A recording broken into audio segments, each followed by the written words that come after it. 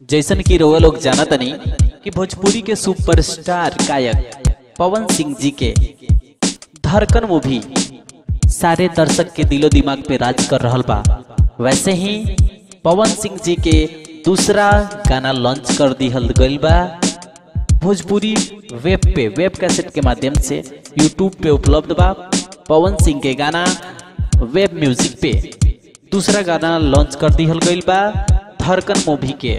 तो वो लोग जाके सुन सकतनी, क्योंकि पवन सिंह जी के गाना के सब दर्शक के इंतजार रहेला। तो आज ही लॉन्च कल गई है पवन सिंह के दूसरा गाना दैया रे दैया, जिसमें अक्षरा सिंह और पवन सिंह अभिनय कैले बारे।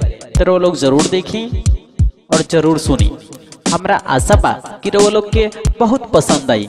अगर अच्छा लगे तो वो लोग हमारे चैनल के सब्सक्राइब करी, लाइक करी, कमेंट करी और शेयर करी।